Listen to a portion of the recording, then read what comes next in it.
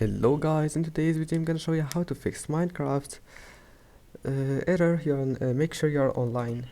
If you want to fix it, it's easy, of course. All you have to do, just type here Windows update settings, then make sure to install all the updates that you can find here, and then type here command prompt, right click on it, go to run as administrator and click yes.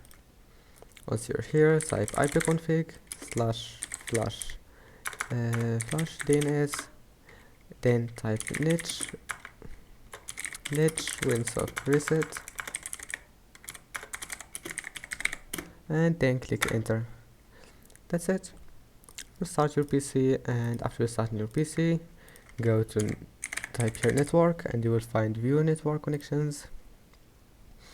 Select your connection here, properties, select this one, protocol internet version 4 properties, and now just make it like that. You will find it here. Select this one, second one, and make it like that, and then click OK, close it, and that's it.